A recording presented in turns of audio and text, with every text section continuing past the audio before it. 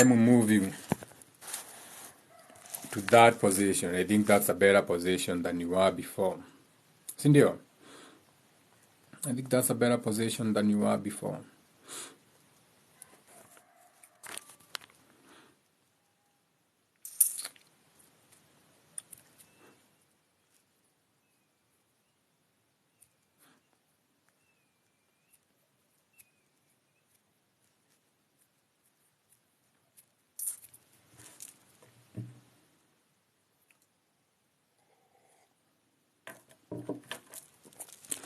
Shout out to everyone in the comments. Each one, teach one. Friday. New moon in Virgo. So with the new moon in Virgo, you're supposed to pay attention to the routine that you have been setting. You're supposed to plan something. You're supposed to fill your calendar with something to do. Don't be lazy. So that will be the energy of full moon in Virgo. Now, so yesterday, so once in a while, I usually find myself in these encounters. So once in a while, I'll come and I'll find myself in this encounter. So yesterday was one of those days. So I went and I had a meeting with my mom. So we had a family meeting. And we were speaking.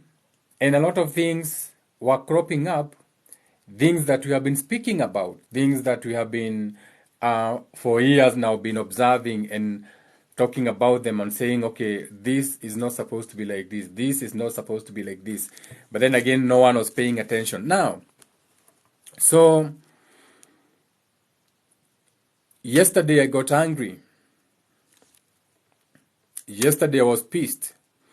And so I decided, since on Tuesday we didn't do the Reparenting Tuesday live on Tuesday, I said, okay, I'm going to jump onto the Friday Venus energy today, and I'm going to say it, or I'm going to add it today, because like we said, we don't do any pondering on this page, but it's about time that we spoke about this. It's time to get angry. Okay? It's that time now. It's time to get angry. It's time to get angry with your parents, because anger is the start of a healing process. Without anger, you cannot start to heal. Without anger, you cannot start to move on with those parents. Without anger, you cannot move on with that relationship, with whoever you are going through that trials and tribulations. You have to be angry. For you to put a stop to any abuse, there has to be anger. There has to be some Mars energy. There has to be some Aries energy. So anger is something that we need to start speaking about, esoterically speaking. Now, so you know that we have been conditioned by this world to think that anger is such a bad thing. So the world is conditioning us to think that it is wrong to be angry. It is wrong for children now. That is the programming. Children are being given time out not to express their emotions. So nasikia ati shule wameanza ati sasa they have what you call a timeout. So the children are supposed to go to a corner and have some timeout because they were angry in the classroom. Okay, so that is the programming we have. But you are forgetting that anger is very important. It's not wrong to be angry. If you're angry, that's a good thing. So that is what we are going to talk about in today's live. Okay? Why it's good to be angry. Now, think about it like this.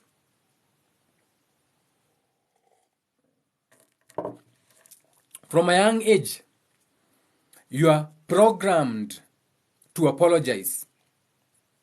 So you may be a child, you're working with your middle class, broke families. You know how the middle class, they will break their banks just to try to please and keep up with the Jonases, keep up with the Kardashians. So you are there as a child, innocent, you are walking through the malls. They know that they have no business being in the mall. They know their status, they know their finances, but they have to keep up with the Jonases. So now, when you miss those children, Let's say you are walking with a trolley and you bump into that child. Okay, you are the one who bumped into the child. But what happens? Most of the time, the parents turn and instead of looking at you, they look at the child. Mwambie pole, uangalie kwenye unaenda. No! The child was innocent, but we are programmed from a young age to apologize. Okay? We are indoctrinated into these beliefs of being raised up, of apologizing from children. So as you grow up now, as you become now an adult, or as you go through the ages, you apologize for things that are not even your fault. So you're in an abusive relationship.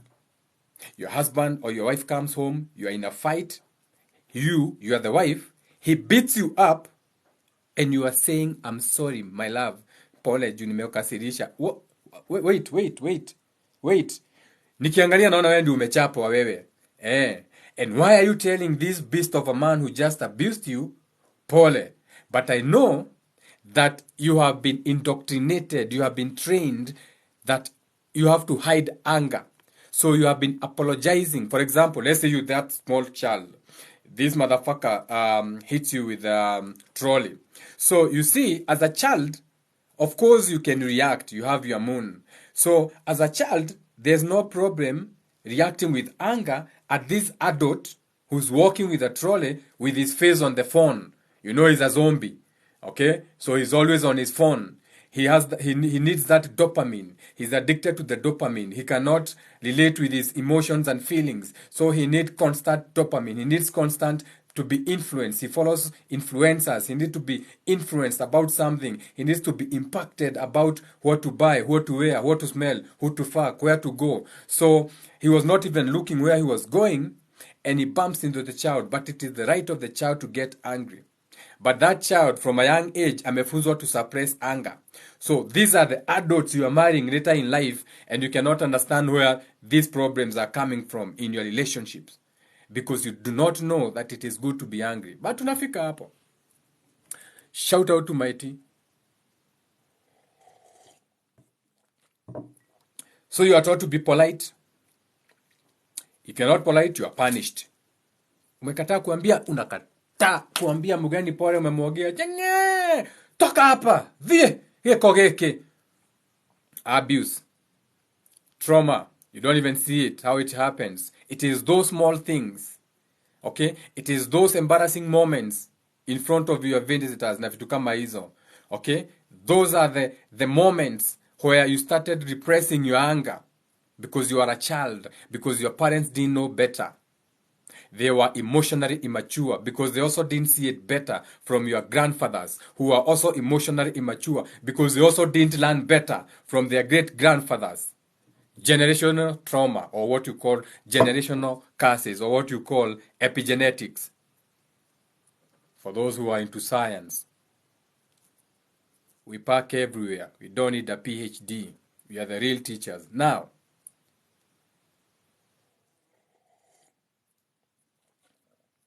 so throughout the years, it becomes conditioned into you that you should not be getting angry. So it's a conditioning. Everywhere you go to your auntie, you're not supposed to be angry. You go to your uncle, you're not supposed to be angry. So now that is what now leads to your boundaries being violated. Here we go. We have opened another total can of worms. Since you are taught not to be angry, now you have no boundaries. So you can be taken advantage by anyone, whether you are a child or a grown-up. You learned no boundaries. So people can abuse you in your place of work. Your spouse can abuse you. People, places, and things are allowed to walk all over you because you lacked boundaries. But you don't even know how you ended up with this trauma of lacking boundaries. People overstaying, people oversharing, people thinking that they can come and vomit anything they want on you. So you become the scapegoat for the whole family. Watu wakichapo kwako ndio wanakujanga kukamp. When someone cannot feed their children, they dump on you. Okay? You have no boundaries. You are taught not to be angry from a young age. So how can you complain when it is your mother sending you your siblings? Watoto hata wengine ujua alizaliwa unatumua, hey, tumetuma watoto weku, big brother, hey, firstborn, hey, take care of this garbage. You can't say no. You're not supposed to be angry. Hey, be a man. Hey, you're not supposed to be angry. Be a man. Trauma. Now, you can't feed these little mouths, fuckers, you don't, hata ujua alitoka wapi. Unaangalia mtoto wa sister unashindwa, guy. Sasa hii. Huh? What kind of lost tribe is this? This child is not an albino. This child is not brown. This child is not white. This hair is Caribbean. These eyes look like they are the Bebas. He's walking like an Arab. He's behind looks. It's a lost tribe. Hata ujui mbegu ilitoka wapi, umedampiwa kwa nyumba yako. Sistako anazurura tu, so you are the big brother. Take care of it. Hey. Don't be angry. Usikasirike, wewe. Shh. Hey. Shh. Say sorry to strangers. Now,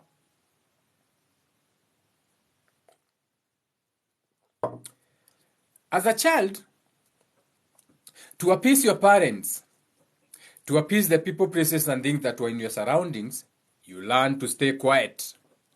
Hey, don't get angry. So you're a child who is quiet. Nasikia, mtoto anakuanga amenyamaza, mtoto anakuanga mtoto mpole. Shauta tu Toni mpole. Ushaisikia mtoto mpole? Unaonanga venye Toni mpole anaongeanga. Mnamuita Toni mpole. Shauta tu Toni mpole. But unaonanga venye anaongeanga. Alafu nasema ati mtoto mpole. Mtoto mpole anafaa kuongea kama Toni mpole. There is no child who is quiet. Regardless of their alignment on their astrological chart, a child is a child until they get to their what you call their Saturn return, and now they have their identity. Now they can be quiet. Any child that is a quiet child, children should be playful. Any child that is a quiet child, iko shida. Kuna suppression. Shh. Hey. Don't get angry. Usilie. Si mnachunanga watoto wakilia. A child akona discomfort, unalia nini wewe? Shut up. You teach your children not to cry for help. You're teaching your children to sit through the discomfort, whatever they are going through. Hey. Shh. Don't be angry.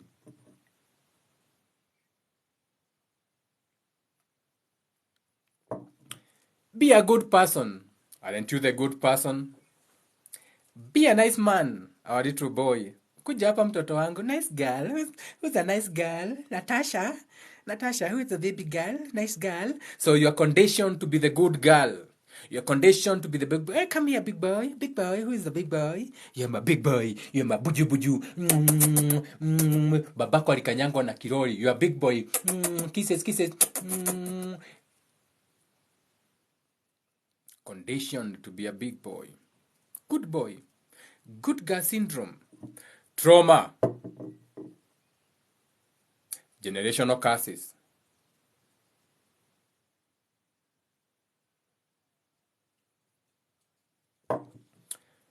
This fucks up the whole society. Now, we have people walking amongst us, dysfunctional grown-ups walking amongst us, dysfunctional teachers teaching us, dysfunctional religious leaders leading you at the pulpit, dysfunctional working adults in governments. Okay? So these are people who blame other people for their reactions. Naona kwenye ilianza, naona kwenye imefika. So anything that happens, they blame the other person. It is never them. There's no accountability. So we are looking at the people's issue, or what you call the people's emotion, as the issue. But that's not the issue. We should be going deeper, esoterically speaking. When it comes to decoding generational trauma, when it comes to decoding generational curses, you have to go beyond throwing the bones. Even when you go to your shaman, even when you go to your healer, even when you go to your psychologist or psychiatrist or whoever you see, if they do not have the esoteric wisdom on how these things pile themselves one after another, then they only be giving you what you call a temporary solution, because the main solution should be them teaching you how you can work on yourself to work on yourself. No one can help you overcome your trauma. They can only guide you. Okay? And the only guidance to your trauma is going within. So you need someone to show you how to go within, not take you or tell you, but to show you how to go to the within. You have to go inside you to find it. For example, you may have very abusive parents or relatives, to the point you distance yourself and get on a plane and even leave the country. Now that was for your own good, because you couldn't stay in the toxic location anymore. So you took flight. But that again becomes what they attack you with. Wewe uliacha familia yako, wewe utembeleangi watu wenyu, wewe ulienda ng'ambo, sasa unajionanga sana, ni kama ni wewe wa kwanza kupanda ndege. So nothing is giving you comfort unless you deal with it. You may get on a plane, abandon your family, unaweza enda Mayolo ukujange mazishi, but you will never heal unless you address the issue yourself, not even your family. So that you get to a place of comfortability to know that you can have boundaries, aka you can still come back to your country with boundaries and you'll be okay. But you cannot have boundaries if you have not healed. Let's say you have a partner who does not provide anything, so they take no responsibility in your home. When you voice it, unaambiwa you are being difficult. Why are you being a difficult wife? Why are you being a difficult wife? Nini umekosa huku? Why are you being a difficult wife? But you are voicing your concerns. You should be listened to. But you are the difficult wife. You are the difficult husband. Bwanangu ni mgumu. Bwanangu ni mgumu. Yeyona bwana mgumu hivyo.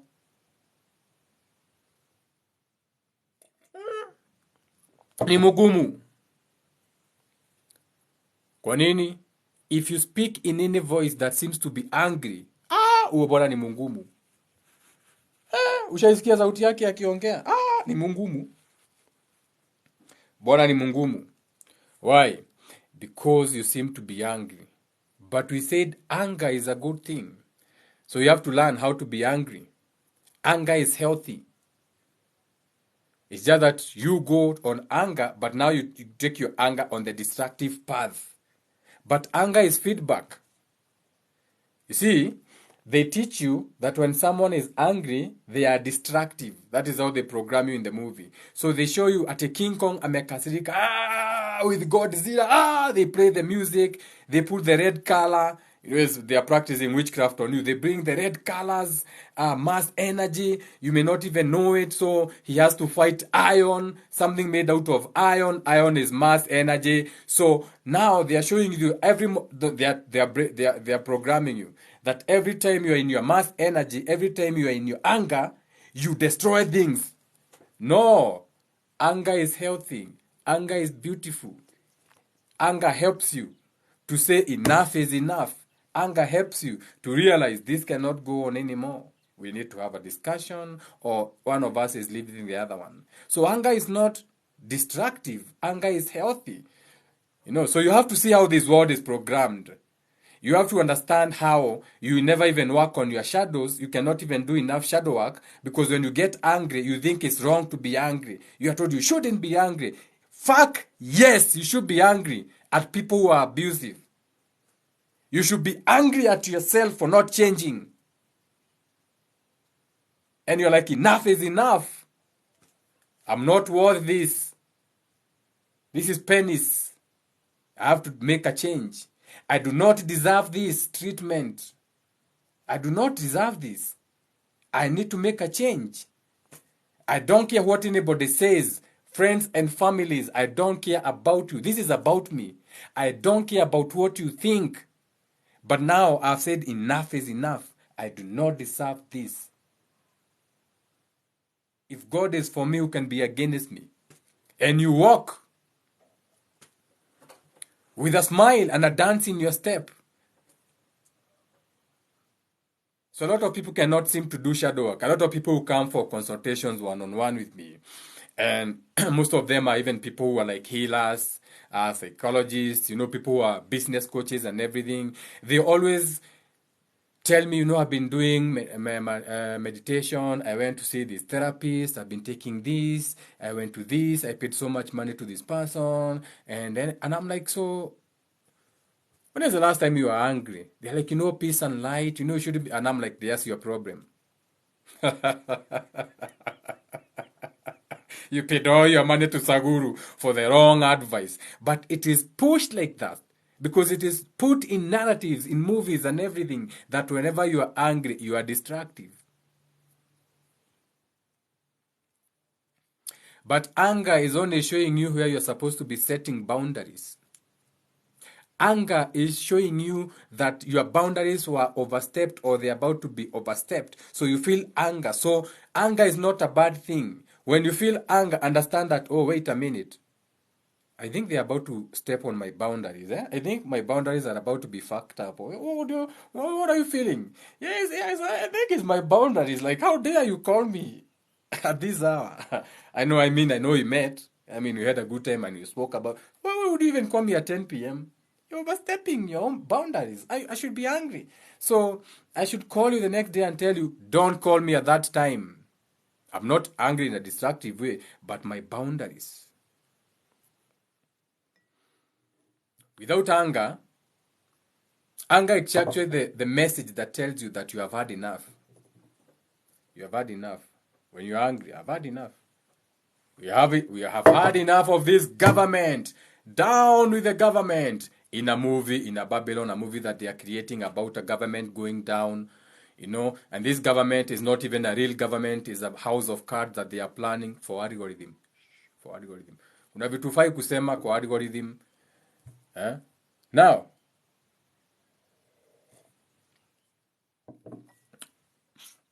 when you feel anger, that's a very good thing. Because what it's telling you, you are no longer numb. Okay? So anger is telling you, you are no longer numb. You are feeling it now. And that's the first step that you need to go healing. Because now you can heal. Okay? When you face that anger, when you are angry, okay, when you smash that thing, that's a good thing. You are no longer numb to the abuse that was coming. Before you were numbness. Before you are willing to accept it. Before you are willing to let bygones be bygones. Before you are willing to stay it for the sake of your mom, to prove your mom wrong.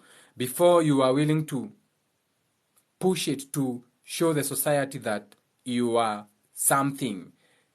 But now you are no longer numb. Now that you can feel the anger, now that is the time to say, okay, it's time for me to heal now. It's time for me to heal. So, repressing anger is wrong. And when they do this in movies and show you that every time someone is angry, they break stuff, is how they program people in this world. So, this world is run under programs that if you really see the programs that run this world, like when you really sit down and look at them, like the evil things that has been normalized, pushed in books, in movies, in teachings, in entertainment, everywhere, to program you a certain way so that you never work on yourself, so that you never get to really understand yourself, you never get to heal. So you'll always be someone who is from birth to death under one trauma or one generational curse without even knowing that you are participating in a generational curse. So the programming yenye sasa umeona imeingia kwa shule, ati mtoto hafai kukasirika, ati time out, you are not supposed to be angry, time out, go to the corner. That is bullshit. Everyone deserves to be angry because anger is a good feeling because it means your boundaries are about to be overstepped. Anger is what can allow you to say enough is enough when you're a grown up now. Most of you cannot even say no to your parents to this day. So they abuse you to this day. They can speak any way they want about you. Si mimi ni mzazi. Si ni mzazi. Huwezi rudishia mzazi yako. Atakuachia laana. So your parents know this. So they abuse you. They push you. Ati mzazi anakupigia simu. Unaona ka message. Niki mam. Hiyo ni test day ya kuodea thibitari deda ngiri 15. Nataka 15k. Niko hapa hospitali. Si umeona hiyo ni pay bill ya hospitali. Niko hapa hospitali. Ujue na nimekaa sana hapa. Hiyo test ndio inatakikana 15,000. That is your mother. She didn't even tell you she was going to the hospital. She has the nerves to send you a bill. Why? She is your mother. Remember, you're a good boy. You're not supposed to get angry. Kutoka ukiwa mtoto. Apologize. Apologize to the adults. She's your mother. She's an adult. Sasa wewe ni unaanza. Wamuthaka. Unaweza kuwa na 5k niki. Mathia dumira ka message. Hado thibitari mani. Rumani ya siaria ya mani. No, ni musiari. No! Go home, mom. Rudi nyumbani kama una pesa ya test. Rudi nyumbani. Unajua sawa ni mgonjwa. Mom, mimi sina pesa. I have not even paid my rent. Direte ginya nyumba, mom. Digiona pesa. Siwezi pata. Hata nataka kupita mahali nikinunua mayai ya nyumbani nimekumbuka mayai zimeisha tule. I don't have money for you, mom. Go home. Go back home. You will not die. If you die, then you are meant to die. It had nothing to do with me. Go back home. Those are your parents. They squeeze you. The boomers. Wanaitangwa na Francis Gaito, the boomers. They squeeze you. Because they have made you think that anger, it's dirty and it's something to avoid. And if you are angry, then you are repressing the comfort of others. And since you have never come first, you are to be seen and not heard. Even as a child, you have to take it like a grown man. You are a man. You can handle it.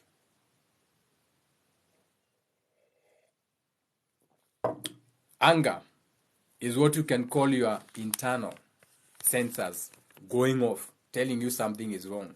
Anger is your internal alarm to tell you something is wrong. You may not even know what it is, but the moment mtu akikukasirisha, hata kama hajakufanya kitu usikia amekukasirisha, know that your internal alarm have gone on.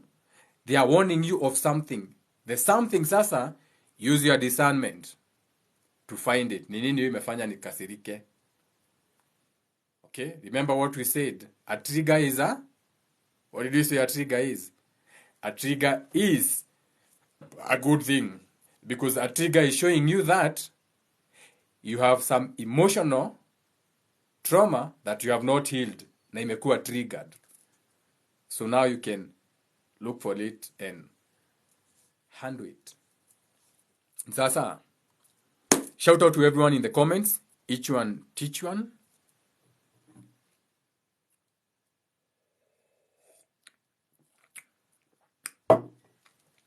Some esoteric tea in the morning. Tausi Coffee Farm. Some esoteric tea. You know what I'm saying? So, unless you heal, guys, like unless you truly decide to heal, you are going to repeat the same generational curses again through you, through epigenetics, through what you call birth. You are birthing the situations that you are going through. Your economic situations, everything that you are going through right now is by birth, is from your parents. It's what they didn't handle. It's what they didn't heal. It's what they never moved on from. If you saw your mother beating your father, it's what he picked from his grandfather, which they have not shed. And when a child is lashing out, it's because they are angry. It's because they cannot have emotional intelligence to have a conversation like an adult. So they lash out. So that's a wounded child. So a husband or a man who fights a woman is a wounded boy. You are a boy in a man's body. You are wounded and you need to heal. Because the only way you can resort to is violence. Because you lack emotional intelligence to communicate like a man. So you fight back, you lash like a caged animal that has nowhere to run. So every time something is triggered, you can only fight your wife. You can only fight the people, places, and things around you because you lack emotional intelligence, because you have not healed, because your parents were not healed, and your great-grandparents were not healed. We are a generation of trauma and curses. Shout out to your slavery.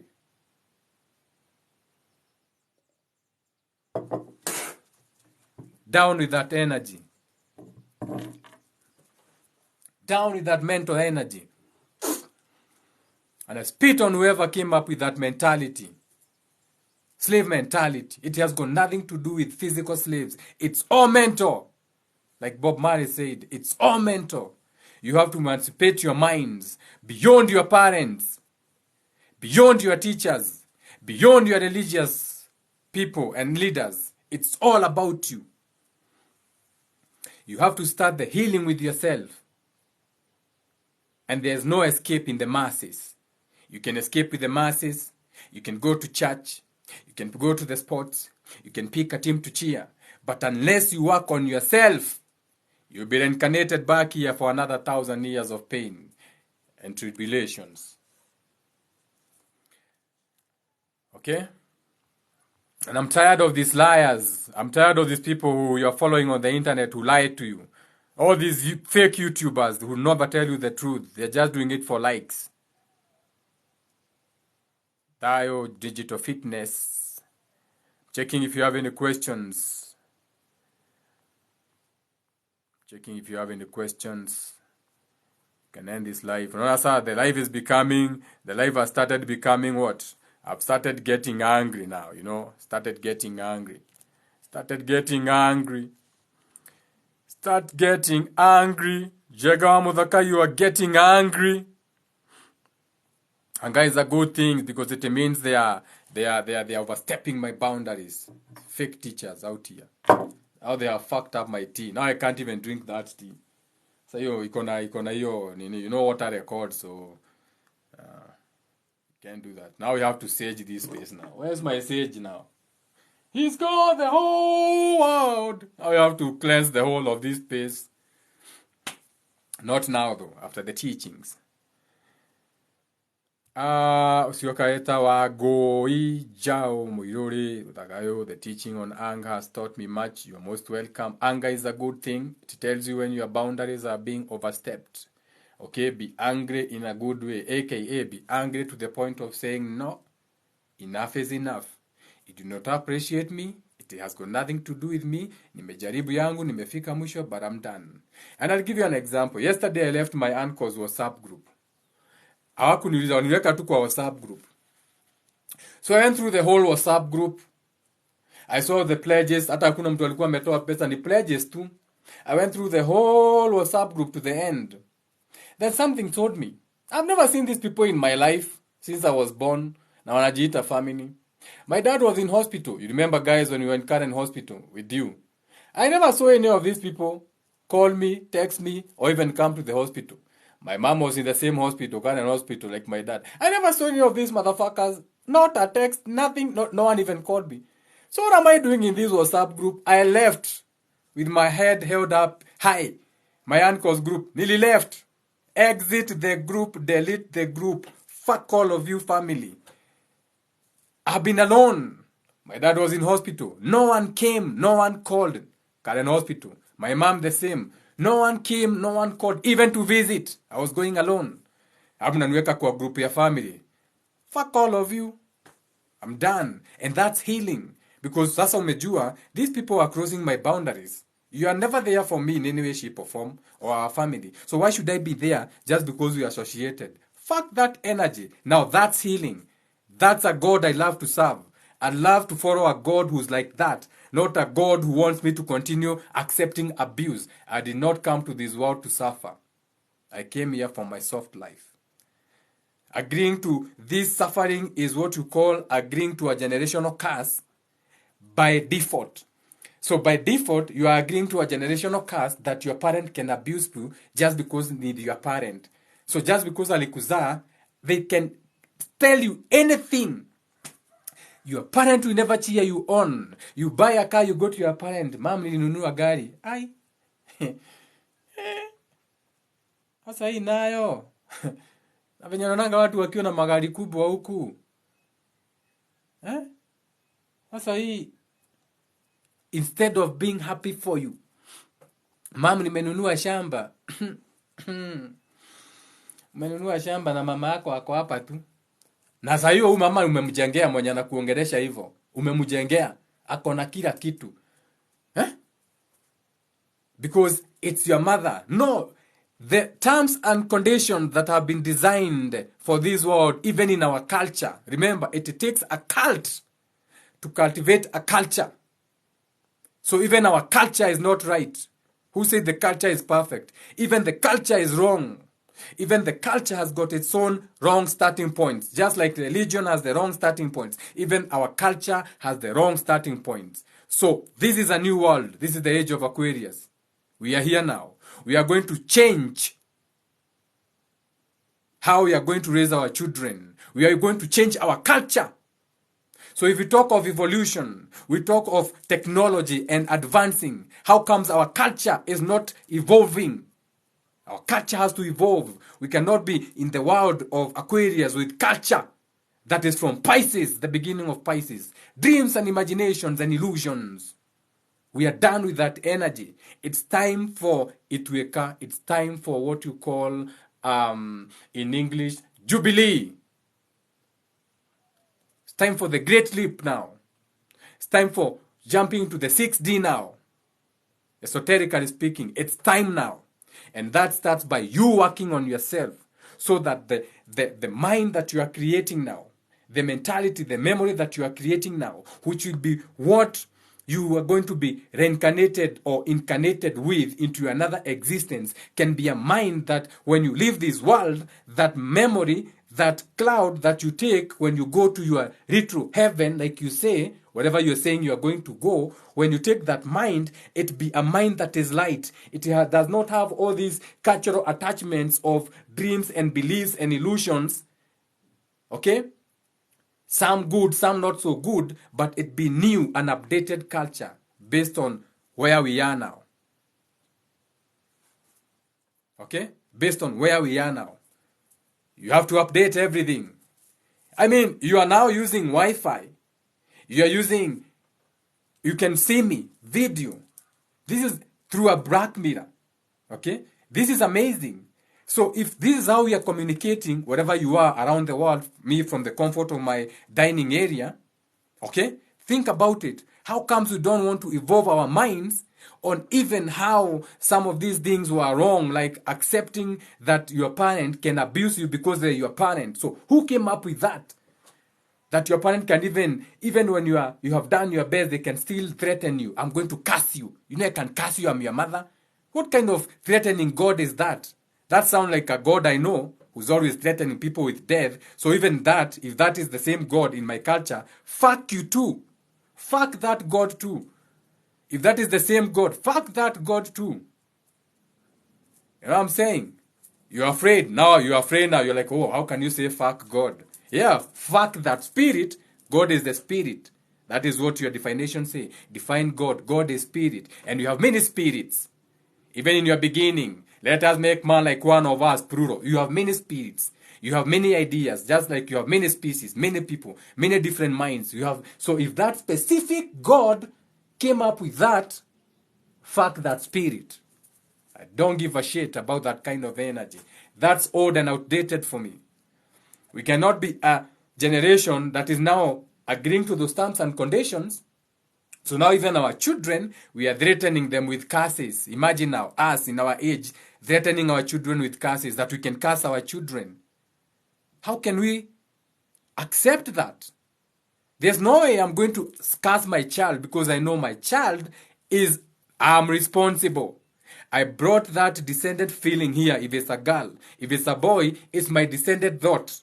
So I am responsible for that. So however they turn out, it's me.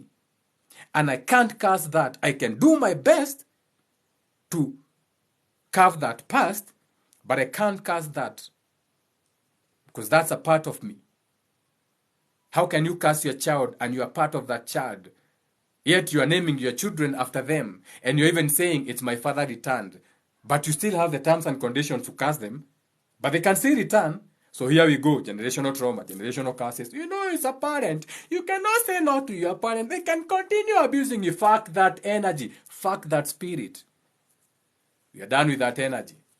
We are in new times. See, on this channel, we don't ponder. So when you come to this channel, you're like, how can they talk like that? You know, no.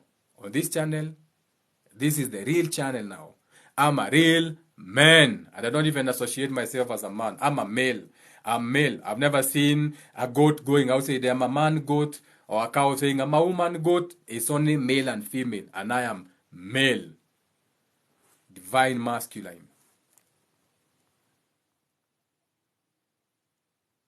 This is me and my dad's side of the family. Cut them off. Cut them off!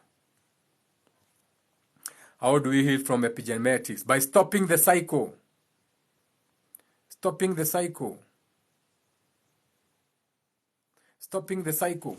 Stop repeating the same generational trauma. When now you send your child to get something, don't be entitled at the end of peleke isani kitchen. Toto anaona. Nimekwambia peleke isani kitchen. No. That child is not supposed even akuwe akipeleka hiyo sahani jikoni. In fact, they will volunteer kupeleka hiyo sahani jikoni if you set an example. This is something I've been doing practically. I like learning practically. I never tell my daughter take things huko. Na nikimwambia it's an experiment. Yambura, can you take these things to the kitchen? She look at me, she say, I don't feel like going out. I'll be like, it's okay, leave them there. Then I'll pick one thing, go to the kitchen. Nikienda kutana kwa nyuma yangu amenifuata. You know, because it's something that's inside them. But you do not force them. Do not repeat generational curses. Stop beating your children. Why are you beating children? You can raise a child without laying a hand on them, ever. The moment you beat your child is because you are beaten, Ujahil. I have never slapped my child or even pinched her. Neither has the mom. And she's the best in class. Everyone has said, Mango, we have never seen this. Because the wrong starting point we had that you have to punish your child, that was wrong. And they even bring a debate, to cane the child or not to cane that, like it's an issue. It's a non-issue. You should not even be thinking of caning your energy. We shouldn't even be having that energy of punishment. Ask yourself, where is that punishment energy coming from? Who came up with those intellectual property rights of punishing children? Because if that's your God, that's not my God. Again, that's not my spirit. I do not follow those kind of spirits. I know an eye for an eye, fight fire with fire, but not to a child. That's not my spirit. No comments. That's not my spirit. So I go to look my culture. In our culture, did we beat children? No. In our culture, did we do this? No. In our culture, how did we do it as children like this? So I'll take this from our culture. Give me it from this one. These are good principles for my culture. Yeah, this one, I like this from my culture. I like this from this cult. Every culture is cultivated from a cult. A group of men were sitting, they were scratching their berries, rubbing their balls. Hey, booga, what's up? Good hunt. We scratch our balls, scratching their chest. Yeah. You have fleas. I have fleas. I don't have fleas. Check. Do you have fleas? Take my fleas. Evolution. Then they were like, he. So they are laughing at the others. So because they are strong, maybe they beat one, they killed one of them. They were like, oh, so as a team, they fear us. Oh, let's create a rulership. So they sat down, created a group of people to rule over their own people who look like them, but they need to be rude. So who came up with that intellectual property right? That one I can see it. That I'm not taking from my culture. I know the kind of spirit that comes up with those terms and conditions. But this I'll take from my culture. I'll update this one. What is this? What? I can do what? Wait. So there was an old man who was drunk somewhere with his horn. So he came up with the conclusion that if I'm romancing my woman, I should not suckle her breast. Did anyone think to go and check if his wife had very foreign socks? Did anyone, or did you just think because he was a village elder, it was right? So now you are telling me I cannot suck on my women's breast? Yeah. Ask that great grandfather. Can you summon him? Come here, grandfather. Come here, grandfather. Come here, sit here. Have you seen the boobs? What is this? This is called a mobile phone. Najua wakati wako haikuwa. Maybe you used to see your breast in another way. Do you see these breasts here? Yeah. These are called implants. Okay? They are paying to get implants. Do you see how beautiful they look? Yeah. Do you see these others? Yeah, these ones are homegrown. Do you see these Nigerian girls have boobs, how they look? So when you came up with your rules about men not sucking boobs, we were not talking about those kind of socks my grandfather you were checking. Okay? Yeah, so hiyo ni yako. So I take this away from that one, I put it on my desk. This one I'm renewing. I'm very okay sucking on my wife's breast. Very okay with that. Those are my terms and conditions, or my girlfriends. Hiyo nimekubali, nimetaka na. So that's how you learn. That's how you reparent. That's how you do your shadow work. Not becoming a slave just because unasema ni culture, because even when God built you, he didn't put a block on your head to tell you to go one way. He said, go you and multiply. And that word goes deep.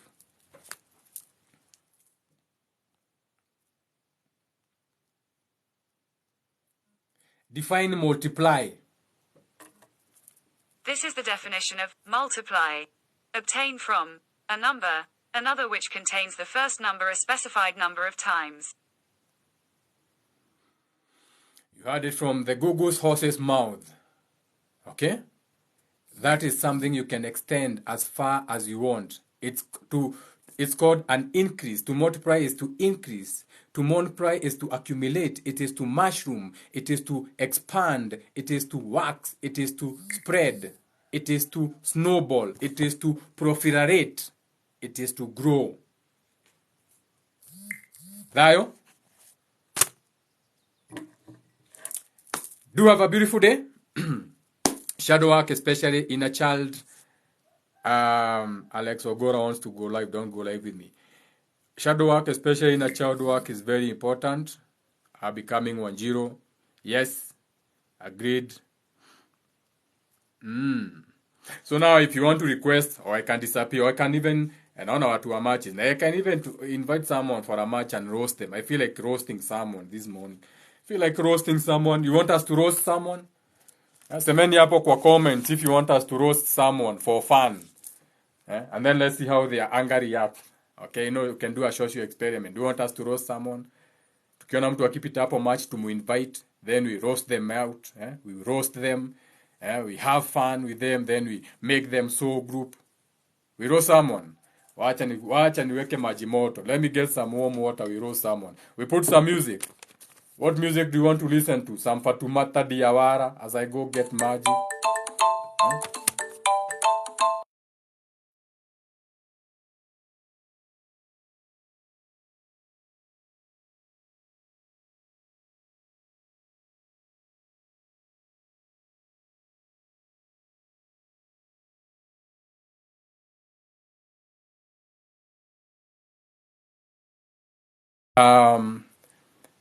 So no music, I just get the warm water and then we roast someone. Sindio, we are roasting someone right now. It's about to roast someone. You can find time to leave me losing. Been through some sad times. Been through some bad times. This time you can find time to leave me losing.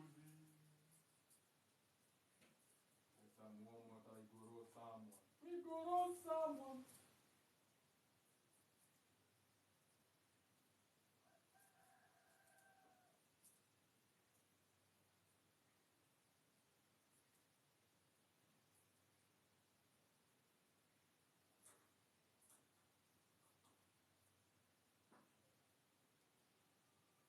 fine time. Hey, hey. Anyway,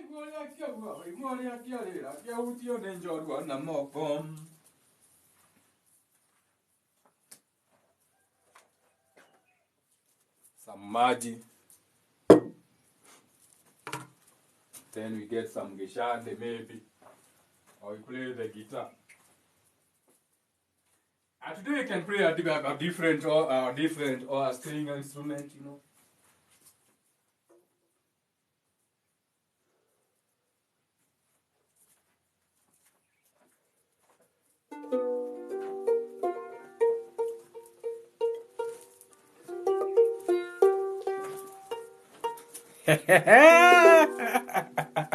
Professor, here we go. We are about to roast someone.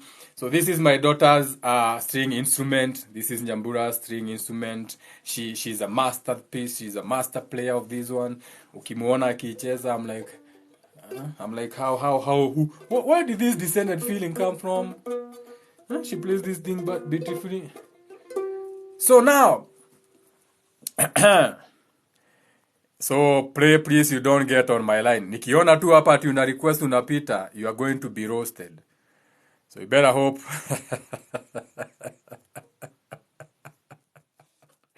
You better hope you don't hope on this live. They better hope they don't bump on this live. They better hope they don't hop on this live. They gonna get roasted. They gonna get roasted.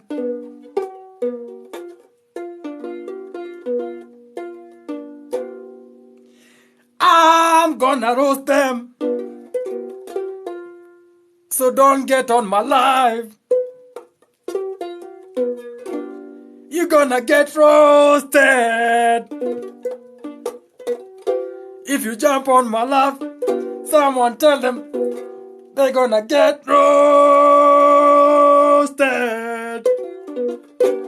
Shout out to my throat chakra. Shout out to my throat chakra. Always give yourself joy in this world.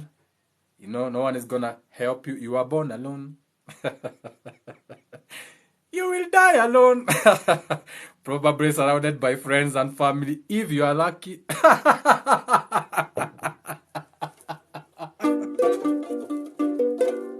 How lucky do you get when you die? To be surrounded by friends and family. That's a rare case. Unless you are a president or a royal family. So you have a nurse around your silly ass all the time. Majority just die alone, like they were born alone. Don't try and request me. You're gonna get roasted. Now, back to esoteric knowledge. Now, when we talk about Archangel Michael, so we are talking about all that spring energy, aka we are talking about Aries, Taurus, and Gemini. So Archangel Michael, aka to Mike, is to microphone, amplify. So Archangel Mike, that is why Archangel Michael is about birth. Mike. A microphone adds volume to something. To mic is to start something. So Archangel Michael is all about Aries, Taurus, and Gemini. So those three alignments, when you understand them, that is Archangel Michael. Archangel Michael! I'm not summoning you, I'm just teaching about you. Shout out to you, Jagawa Mudaka. Second house Taurus meet heaven. Moon in Leo. Mercury in Aries. Venus in Leo. Shout out to myself. Shout out to myself. It's a new world. It's a beautiful day. Now, birds of a feather, they flock together. So the Bible, your mind, your star, or what you call your dragon, or your demiurge, as an allegory, Michael energy. Archangel Michael, he likes to go to war. Oh, that spring energy. It's called the energy of spring. So that's really some esoteric knowledge right there for people who are deep into astrology.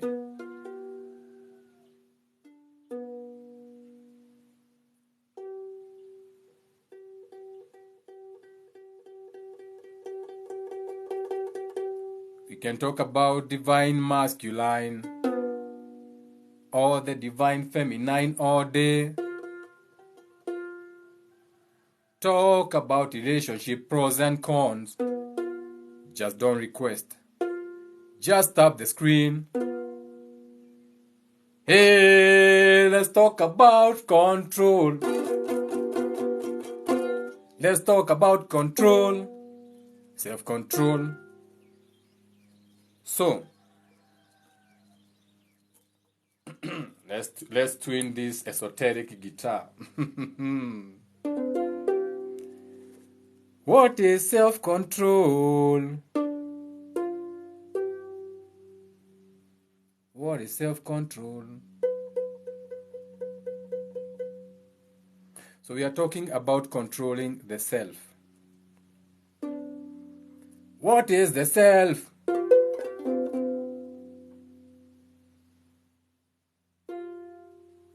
The self is your chakras, your mental forms, how you think, your thoughts and feelings, your fourth, fifth, and sixth dimension, or what you call the mind. So we are talking about your mentalities, your mental forms, your mental forms, your mental forms, your mental forms, your highest mental forms, your highest mental forms. So when you're talking of self-control, we are talking about your self-disciplines, or what you call the 12 disciples. We are talking about the 12 disciples, the 12 disciplines, the 12 disciples of JC, aka the 12 disciplines of your solar plexus, your individuality, aka you, your sun, your individuality, your solar plexus, or what you are calling your phoenix rising, your demiurge, your spirit, your soul, how you vibrate. Okay, you have your 12 disciples, or what you call the 12 disciplines.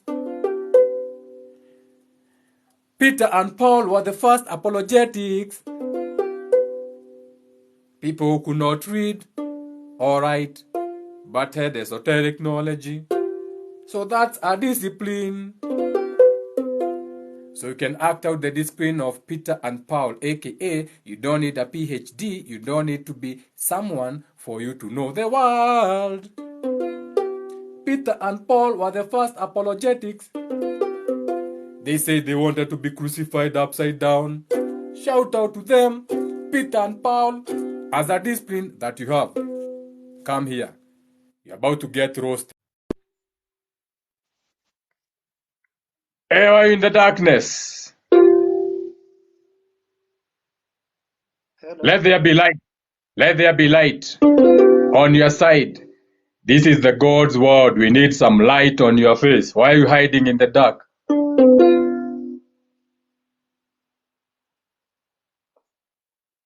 Are you afraid of the light?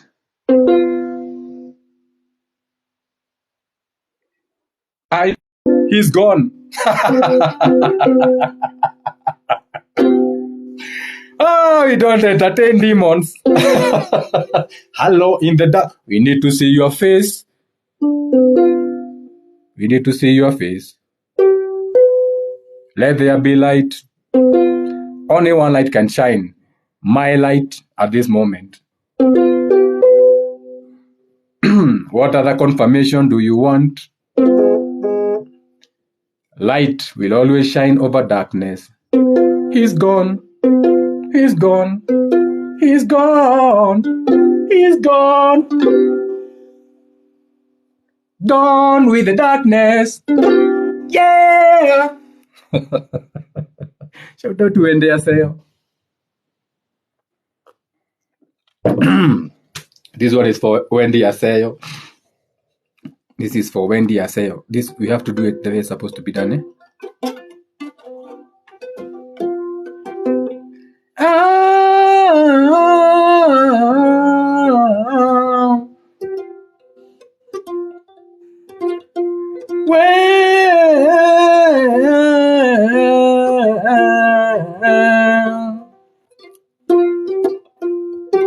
Wendy Aseo.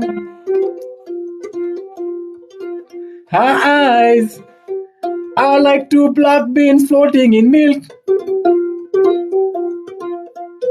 Wendy Aseo. Your eyes are like two black beans floating on milk. Wendy Aseo. Your pillowy breast making my pillows look poo. Not to mention your back. Better than that. Should we call her name? Miss Batman! Rest in peace, Miss Batman. Today is Love and Appreciation Day. It's Friday, so shout out to Wendy Aseo. Shout out to everyone who came. Oh, invite another one. Hey, Fina. Hi, Fina. Hi, Fina. Hi, Fina. Nice for you to come through, Fina. We love your green hair, Fina. Thank you. Fina, your hair so green, it will make the Amazon look so big. Your skin, Fina. Looking so smooth, your skin, Fina. And I think we rhyme. I think my pink and your green can rhyme. Don't you think so? Of course, We rhyme. yes. How are you? Tunapelekana kama t-shirt na jean. Ona tumevaa pink. Kama t-shirt na jean. Thank you anyway. Is this a coincidence or is this meant to be?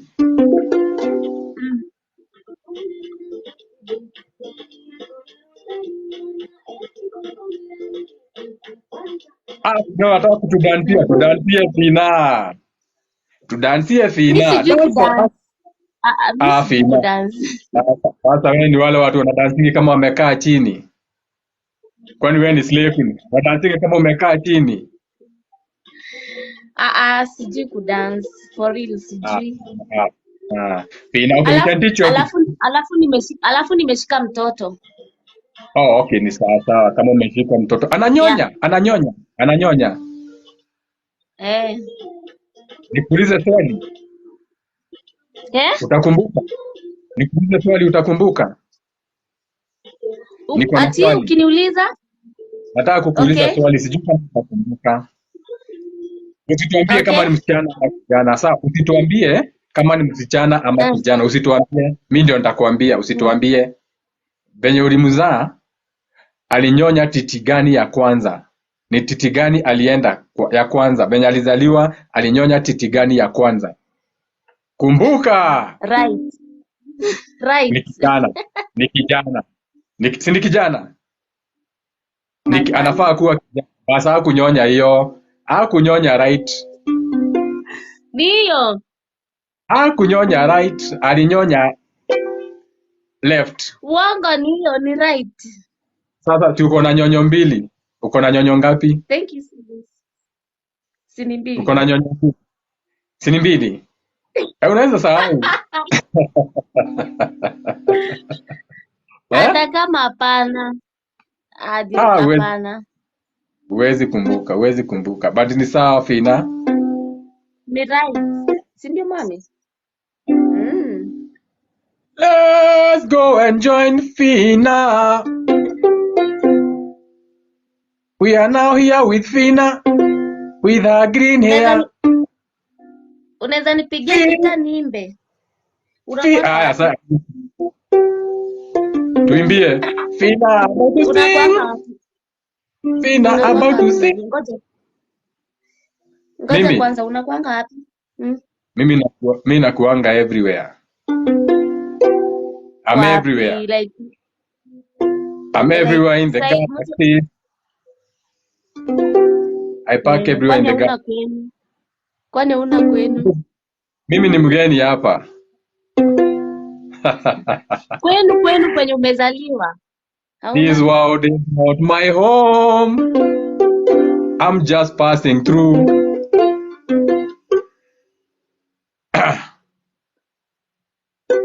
Tuambie Okay. Fina. Sing for us. I'll give you grace as a Friday. Nimekuuliza uko wapi, umekataa kuniambia. Oh, kwenye niko saizi, niko mahali kunaitwa Kiambu. Niko Kiambu wapi? County. Sababu niko Kiambu Kiambu County pia mimi. mahali inaitwa Kikuyu. Mimi niko Juja. Uko Juja?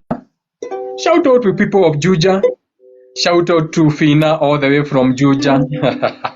Fina with the green hair and the beautiful smile. Shout out to Fina. Alafu nikuulize. Yes.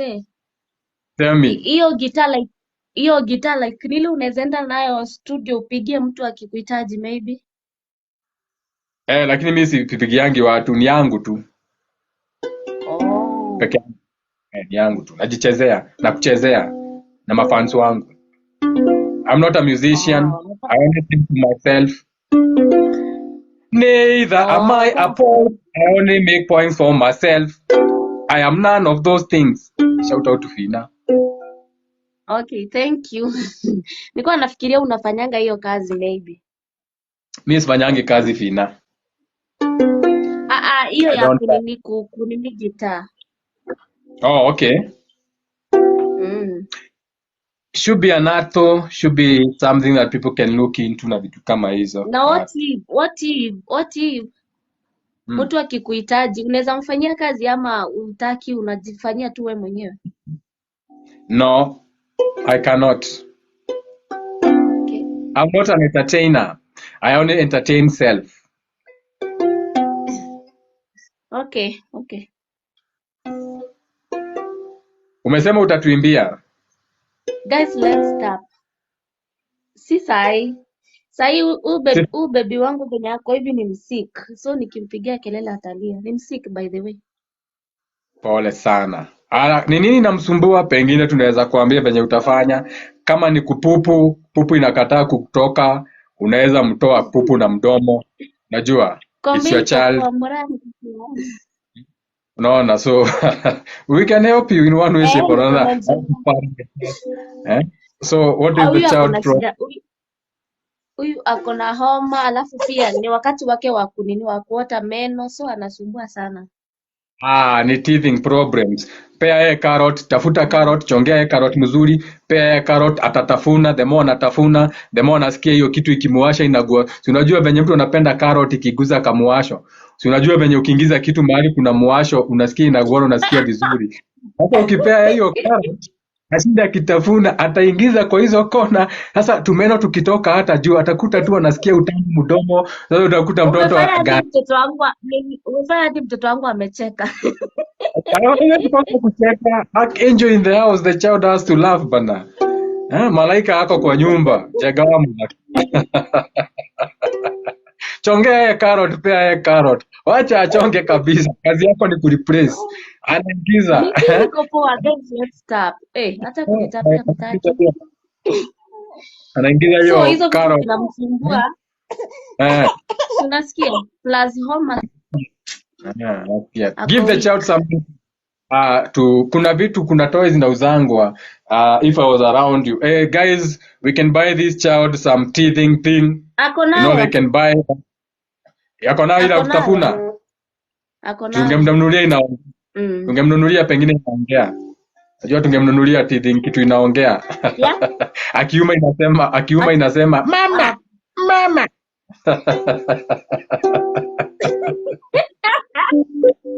Akuwe happy child. Hao watu wananiangalia hapa tu. Yaani, Shout out to Fina. Fina with the big baby. This for Fina with the big belly or big baby.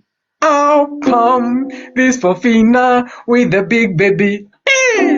Fina with the green hair ona huyu angoni, and the teething huyu baby. anakimbia, Shout out to Fina with the baby. Beautiful baby Fina. Fina, you make anakuingia, baby. huyu anaingia wewe. Shout out to Fina with the big baby. Fina, we want someone to roast, and I don't want to roast you with your baby. Eh? I'm looking for someone to roast, and I don't want to roast you and your baby. Roasters. Kuchongoa. Natafuta mtu wa kuchongoa. Oh, that's why nimeona mtu akisema hapa ati uko na njenga sumbua. Kwani wewe ni sumbua? Sana. Ona huyu. Sasa mimi sijuangi mchongwano, sijuangi mimi. Sasa kama ujue mchongoano itakuwa ngumu. Sasa kuchongoa Ni sawa, mimi sijuangi, sinanga hizo mavitu, sinanga kitu ya kuambia mtu, sinanga comeback. najua ni good. Nani? So do have a beautiful day, Fina, with the green hair. Shout out to that child. Bring up a good child. Don't abuse your child. Raise the child the right way. Sawa. Thank you. Okay. Ona, ndo mama. Ndo mama.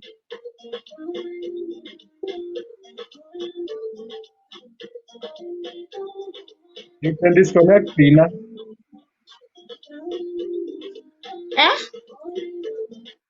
Unaweza disconnect ndio ni roast mtu mwingine. I wanna go and roast someone and I don't want to roast you, Fina. Fina with the green hair, I don't wanna Oh my God. Shout out to everyone who came for a beautiful, entertaining moment for your esoteric wisdom. Do have a beautiful day. Shout out to Zaitun. Shout out to all the queens. We see you. Continue doing great things, and the kings in the house.